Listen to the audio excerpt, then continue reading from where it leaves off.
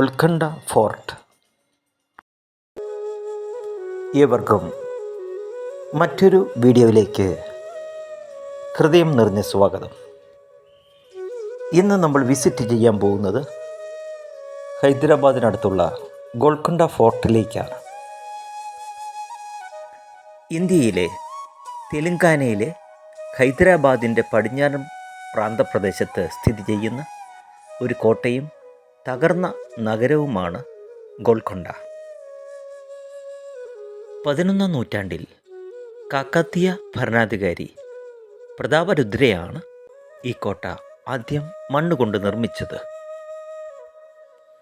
ഒന്നാം ബഹ്മനി വിജയനഗർ യുദ്ധത്തിൽ ബഹ്മനി സുൽത്താൻ മുഹമ്മദ് ഷാ ഒന്നാമൻ്റെ ഭരണകാലത്ത് മുസ്നൂരി നായകരിൽ നിന്ന് ഇത് ബഹ്മനി രാജാക്കന്മാർക്ക് വിട്ടുകൊടുത്തു.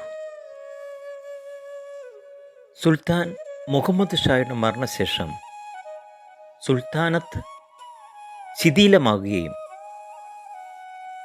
ബഹ്മനി രാജാക്കന്മാർ ഹൈദരാബാദ് ഗവർണറായി നിയമിച്ച സുൽത്താൻ കുലി നഗരത്തെ കോട്ട കെട്ടി ഗോൽക്കൊണ്ട സുൽത്താനേറ്റിൻ്റെ തലസ്ഥാനമാക്കുകയും ചെയ്തു.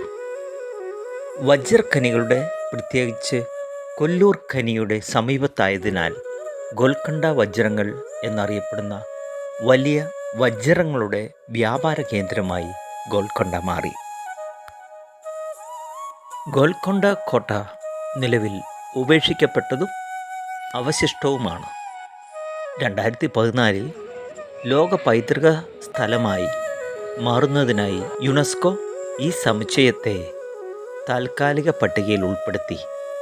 മേഖലയിലെ മറ്റ് കോട്ടകൾക്കൊപ്പം ഡെക്കാൻ സുൽത്താനേറ്റിൻ്റെ സ്മാരകങ്ങളും കോട്ടകളും എന്ന പേരിൽ നിരവധി വ്യത്യസ്ത സുൽത്താനേറ്റുകൾ ഉണ്ടായിരുന്നിട്ടും നമ്മൾ മുൻപ് പറഞ്ഞതുപോലെ ഗോൽക്കൊണ്ട കോട്ടയുടെ ഉത്ഭവം 11ാം നൂറ്റാണ്ടിലേതാണ്. കാക്കതീയ സാമ്രാജ്യത്തിലെ പ്രതാപരുദ്രൻ നിർമ്മിച്ച ഒരു ചെറിയ മണ്ണുകോട്ടയായിരുന്നു ഇത്. ഇടയന്മാരുടെ കുന്ന് എന്നർത്ഥമുള്ള തെലുങ്ക് ഗൊല്ലക്കൊണ്ടയിൽ നിന്നാണ് ഗോൽക്കൊണ്ട എന്ന പേര് ഉത്ഭവിച്ചതെന്ന് കരുതപ്പെടുന്നു. കാക്കതീയ ഭരണാധികാരി ഗണപതി ദേവൻ 1799 തൊട്ട് 1262 കാലഘട്ടത്തിൽ അവരുടെ പടിഞ്ഞാറൻ പ്രദേശത്തെ പ്രതിരോധിക്കാൻ ഒരു കല്ല് കുന്നിൻ മുകളിലുള്ള ഔട്ട് പോസ്റ്റ്, പിന്നീട് ഗോൽക്കൊണ്ട കോട്ട എന്നറിയപ്പെട്ടു, നിർമ്മിച്ചതായും കരുതപ്പെടുന്നു. പിന്നീട് 1518 കുത്തബ് ഷാഹി സാമ്രാജ്യത്തിലെ സുൽത്താൻ കുലി ഈ കോട്ടയെ ഒരു കോട്ടയായി വികസിപ്പിക്കുകയും നഗരത്തെ ഗോൽക്കൊണ്ട സുൽത്താനേറ്റിൻ്റെ തലസ്ഥാനമായി പ്രഖ്യാപിക്കുകയും ചെയ്തു.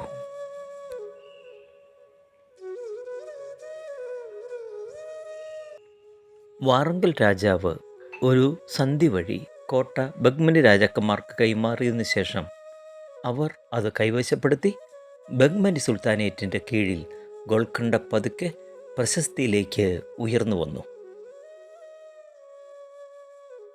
ബഹ്മനികൾ ഗോൽക്കൊണ്ടയിൽ ഗവർണറായി അയച്ച സുൽത്താൻ കുലി കുത് ഉൽ മുൽക്ക് അദ്ദേഹത്തിൻ്റെ ഭരണകാലത്ത് തൻ്റെ ഭരണകേന്ദ്രമായി ഗോൽക്കൊണ്ടയെ മാറ്റി.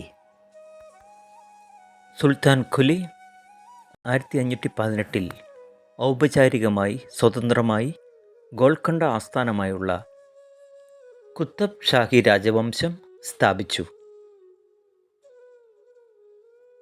62 വർഷത്തിനിടയിൽ ആദ്യത്തെ 3 കുത്തബ് ഷാഹി സുൽത്താൻമാർ കോട്ട ഇന്നത്തെ ഘടനയിലേക്ക് വികസിപ്പിച്ചു. ഏകദേശം 5 കിലോമീറ്റർ ചുറ്റളവിൽ വ്യാപിച്ചു കിടക്കുന്ന ഒരു വലിയ ഗ്രാനൈറ്റ് കോട്ട 1590 തലസ്ഥാനം ഹൈദരാബാദിലേക്ക് മാറ്റുന്നതുവരെ ഇത് കുത്തബ് ഷാഹി രാജവംശത്തിൻ്റെ തലസ്ഥാനമായി തുടർന്നു. 7 കിലോമീറ്റർ പുറംമതിലുള്ള കോട്ട കുത്തബ് ഷാഹികൾ വികസിപ്പിച്ചു. മനോഹരമായ കല്ലുകൾ അടുക്കിയുണ്ടാക്കിയ ഈ കോട്ടയുടെ നിർമ്മിതിക്ക് അനേക ലക്ഷങ്ങൾ പങ്കെടുത്തിട്ടുണ്ടാകാം. അതുപോലെ തന്നെ പലരുടെയും ജീവന് ഹാനിയുണ്ടാകുകയും ചെയ്തിരിക്കാം. ഈ കോട്ട നിർമ്മിച്ചിരിക്കുന്നത് വലിയൊരു കുന്നിൻ്റെ പുറത്താണ്.